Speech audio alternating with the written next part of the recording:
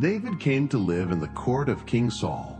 He was young, skillful, and full of courage. He had killed Goliath, saved Israel from shame, and became the most respected warrior of his generation. Saul received him with honor. David played the harp to soothe the king's torments and soon began to command troops in battle. In everything he did, he was successful.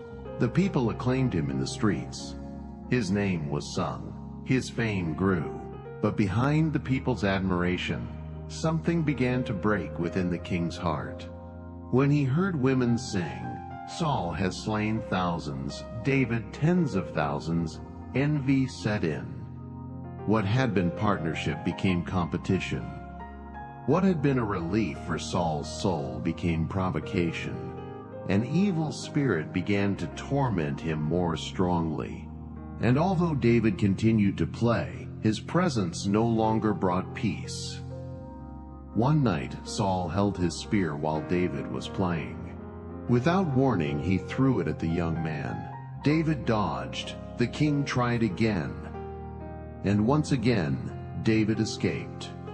Even so, he did not fight back. He continued to serve. But Saul did not back down. He tried a new strategy. He offered his daughter Michal in marriage.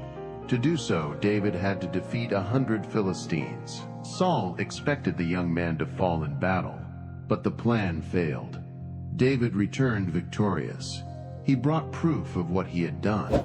And so, Michal became his wife. The people celebrated even more, and Saul saw that God was with David. Fear took the place of reason.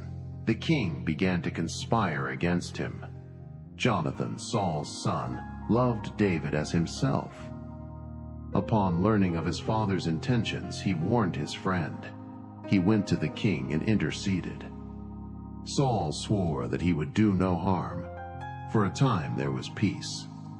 But jealousy returned, stronger.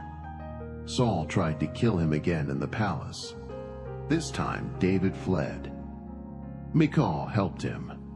She let David down through a window during the night. He placed an idol on his bed and covered it with cloaks to deceive the soldiers. David ran to Ramah, where he found the prophet Samuel. Together they sought refuge, but Saul did not give up. He sent messengers to capture David.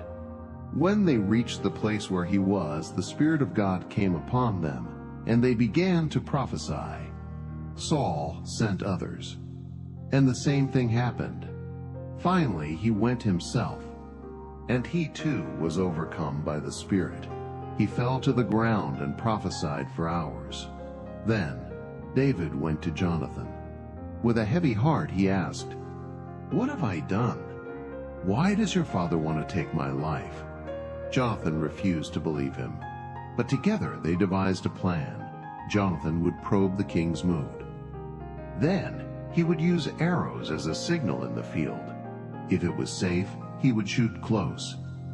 If there was danger, he would shoot far away. During a royal dinner, Saul noticed that David was missing.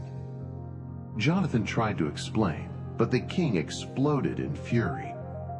He called his own son a fool and threw a spear at him. Jonathan was wounded, not in body, but in soul. He knew that David could not return. In the field, Jonathan shot the arrow far away. David appeared. They embraced and wept. They made a pact before the Lord, and they said goodbye.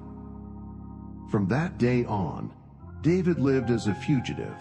He hid in caves, fields, and deserts, pursued by the king who had once welcomed him. But even in flight, the hand of God was upon him. And although Saul had the throne, it was David who carried the promise.